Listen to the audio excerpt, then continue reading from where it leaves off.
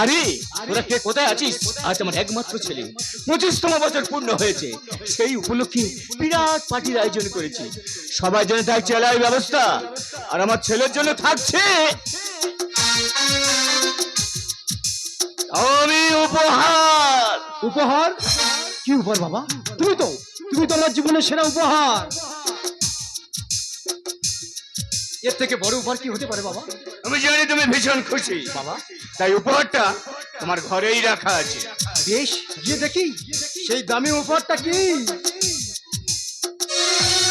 দেখি মীরা, তুমি এখানে? আমি কি দেখছি? স্বপ্ন না সত্যি? আমি কি দেখছি মীরা? পলাশ, আমি তো কিছুই বুঝতে পারছি না। তুমি বিশ্বাস করো, আমি কিছুই বুঝতে পারছি না কেন তোমাদের এখানে আমি। ব্যাপারটা খুব সিম্পল। আজ ছিল আমার জন্মদিন, তাই আমার জন্মদিন না আমার প্রিয় মানুষটাকে বাবাজি উপহার হিসেবে দিয়েছে। কিন্তু পলাশ, তুমি বোঝার চেষ্টা করো, আমি যে তোমার যোগ্য নই। আর কোনো কিন্তু না, আর কোনো সংশয় নাই। আমি ভগবানের কাছে প্রার্থনা করি এমন বাবার সন্তান হই যেন পৃথিবীকে বারবার ফিরে আসি। বাবা না আমাদের সম্পর্কটা যে মেনে নিয়েছে। অসম্ভব পলাশ, আমি জানি তুমি ভীষণ খুশি হয়েছে। হ্যাঁ বাবা, হ্যাঁ। বিনিময়ে একটা কিছু চাইবো, আমাকে দেবে? বলো বাবা, তুমি কি চাও? বেশ, আমার পাঁচ হয়ে প্রতিজ্ঞা করো। তোমার পাঁচ হয়ে প্রতিজ্ঞা করলাম। বলো বাবা, তুমি কি চাও? সারা জীবনের জন্য ওর মন থেকে তোমাকে ভুলে যেতে হবে। তোমার কেমন চাও বাবা? এর মানে কি? মনে রেখেছ, তুমি এতদিন যে আলোর ভিতরে ছুটে বেড়াচ্ছ, আসলে জানো সে কে? সে যাক অন্ধপল্লীর বন্দি মেয়ে। না, আমি বিশ্বাস করি না। আমি বিশ্বাস করি না। আমি বিশ্বাস করি। মানে সে একজন গণিকা। না বাবা, না, তুমি মিথ্যা কথা বলছো বাবা। এটা হতে পারে না বাবা। এ কখনো হতে পারে না বাবা। এ কখনো হতে পারে না। কিন্তু পলাশ, এটাই যে সত্য। এই সভ্য ভদ্র সমাজদের বাবুদের, ওদের যে রাতের স্বপ্ন সুন্দরী যে আমি। কিন্তু এ কেমন বলিকা, যার চোখে চোখ রেখে নিজেকে হারায়, যার মধ্যে এত মায়া, এত মমতা, এত ভালোবাসা। এ হয় না বিনা, এ কখনো হয় না বিনা, এ কখনো হয় না। তুমি একটা ঘোরের মধ্যে আছো পলাশ। আবেগের চশমাটা খুলে দেখো, ঠিক কষ্ট হয়ে যাবে। তুমি কি জানো আজ রাতের জন্য আমি কত টাকা দিয়ে ডিল করেছি? চাই না বাবু, চাই না। আমি চলে যাব বাবু, আমি চলে যাব। কিন্তু যাওয়ার আগে একটা কথা বলে যাই বাবু। এইভাবে পয়সা উপার্জন আমার জন্য নই গো বাবু, আমার জন্য নই। শুধু ভাগ্য বিধাতা আমাকে যে এখানে এনেছে বাবু। গ্রামের এক গরিব পরিবারের মেয়ে আমি। অসুস্থ মায়ের চিকিৎসার জন্য আমি যেই শহরে আসি, কিন্তু পলাশ, এই শহরে এসে আমি যে বিক্রি হয়ে গেছি, এটা আমি কোনোদিনও ভাবতে পারিনি পলাশ। তবে পলাশ, আমি আর সত্য কথা বলছি, আমি পতিতা নই গো পলাশ, আমি পতিতা নই গো পলাশ, আমি পতিতা নই। দাঁড়াও মীরা, আমি জানি এটাই সত্যি। তাই পৃথিবীর কোনো শক্তি নাই আমার থেকে তোমাকে আলাদা করতে পারে। যদি না আমি তোমাকে প্রথম থেকেই, সেদিন আমি তোমাকে ভালোবেসে ফেলেছিলাম। ওই শয়তানের আঘাতে বাঁচা থেকে আমি আঘাতে হাসপাতাল ভর্তি হই। যখন আমার জ্ঞান ফিরে আসে, সারা হাসপাতাল, সারা শহর আমি তোমাকে তন্ন তন্ন করে খুঁজেছি। কোথাও আমি তোমাকে খুঁজে পাইনি। যখন আমি তোমাকে খুঁজে পেলাম, আমার ভালোবাসাকে তুমি প্রত্যাখ্যান করে চলে যাচ্ছ। হয় না মীরা, হয় না মীরা, হয় না। এই বলা যায় আমার ছেলে হয়ে মান সম্মান আত্মসম্মান সব মাটির সঙ্গে মিশিয়ে দিলে। বাবা, তুমি একটা সত্যিকারের ভালোবাসাকে অস্বীকার করছো। এর জন্য তোমাকে একদিন পস্তাতে হবে বাবা। এর জন্য তোমাকে একদিন পস্তাতে হবে। একটা সত্যি কথা বলতে পারবে, কোনো মেয়ে কিন্তু তার মায়ের গর্ভ থেকে অসতী হয়ে আসে না। কোন পুরুষ যদি কোনো নারীর কাছে না যায়, সেই নারীকে অসতী হয় বাবা, সেই নারীকে অসতী হয়। কোন জ্ঞানের কথা তোমার মুখ থেকে আমি শুনতে বাবা, কেন কেন পলাশ, কেন কেন আমার জন্য তুমি শুধু শুধু এমন করছো? তুমি তোমার কাছে একটা পবিত্র গঙ্গার মতো, যার বুকে না হাজার নর্দমা জল বয়ে গেলেও সে কোনোদিন অপবিত্র হয় না গো। সে কখনো অপবিত্র হয় না গো। সে কখনো অপবিত্র হয় না। এটাই তাহলে তোমার শেষ সিদ্ধান্ত? বাবা, হ্যাঁ।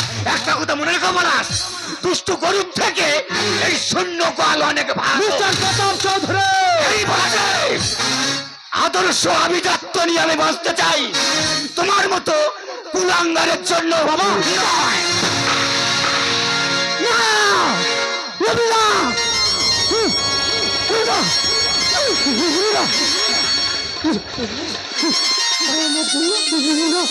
আমার জন্য তুমি এত কিছু করতে পারলে না। জানো পলাশ, তোমার ভালোবাসার সৌভাগ্য এই জীবনে আমার আর হলো না। জানো পলাশ, বড় জন্ম বলে যদি কিছু থাকে ওই জন্মটা আমি তোমার জন্য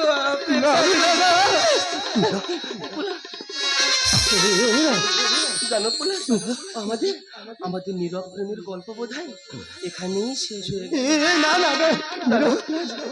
আমার এই বিদায় বেলা আমার একটা কথা রাখবে পলাশ, বলো না, আমার একটা কথা রাখবে। বলো মীরা, বলো। আমি চলে গেলে পাষাণের বুকে লিখো না আমার নাম। বিদায়ের আগে শুধু বলে মিনতি করে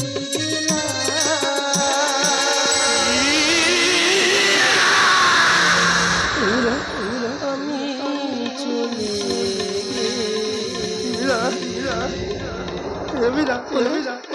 তুমি কেঁদো না পলাশ, আমি না তোমাকে ছেড়ে অনেক দূরে চলে যাবো।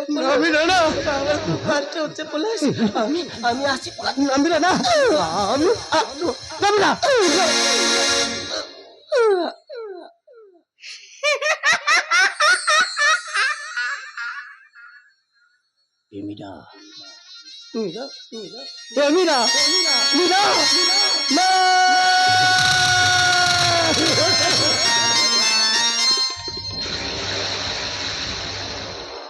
দিল তো বাবা, ভালোবাসার জন্য না জীবন দেওয়া যায় বাবা।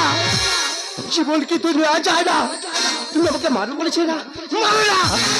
আমাকে তুমি মেরে ফেলো, আমাকে তুমি না মারলে না আমার নিজেকে আমি নিজে শেষ করে দেবো। না পলাশ না, আমি বুঝতে পারি তুই তুই আমাকে ক্ষমা করে দে বাবা। তুই যদি না আমাকে ক্ষমা করিস আমি আমি নিজেকে নিজে সরে যা পলাশ। পলাশ, আমি বুঝতে পারিনি রে তোদের জীবনে প্রেম এসেছিল একবার নেই হবে।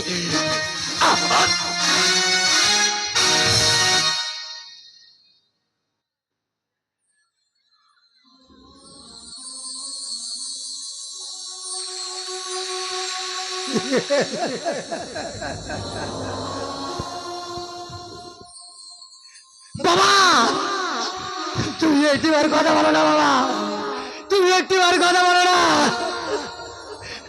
আমি তো এটা চাইনি, আমি তো শুধু একটু ভালোবাসতে চেয়েছিলাম। কেন কেন আমার জীবনে এসব হয়ে গেল বাবা? কেন কেন কেন? মীরা, এই তুমি একটিবার কথা বলো না মীরা, তুমি একটিবার কথা বলো না। তুমি কি ভেবেছো তুমি চলে গেলে আবার সবকিছু আমি নতুন করে ফিরে পাবো? না, তার হয় না গো।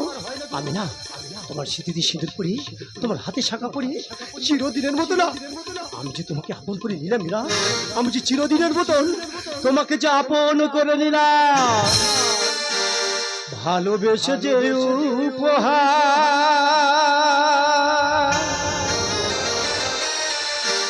দিলে তুমি আমাকে, চিরদিন রাখবো মনে, ভুলবো না তোমাকে। তুমি একটিবার কথা বলো না মীরা, তুমি একটিবার কেন কাছে এসেছিলে, কেন ভালোবেসেছিলে, কেন এত দুঃখ দিলে, এই কি ছিল কপালে, ভালোবেসে যে উপহার দিলে আমাকে, চিরদিন রাখবো মনে, ভুলবো না তোমায়। কেন কাছে এসেছিলে, কেন ভালোবেসেছিলে, কেন এত দুঃখ দিলে, এই কি ছিল কপালে, ভালোবেসে পেলো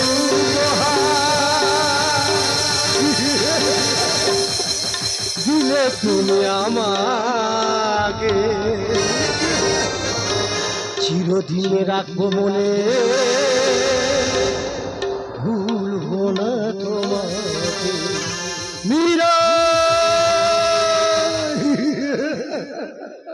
খুন খুন খুন।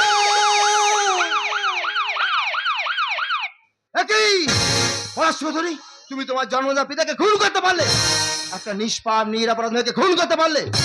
এই দুটো খুনের বাদে আমরা তোমাকে অ্যারেস্ট করলাম। You are under arrest. হারালো তোর সুখের সাথী, বনিয়ে এলো দুঃখের রাতি।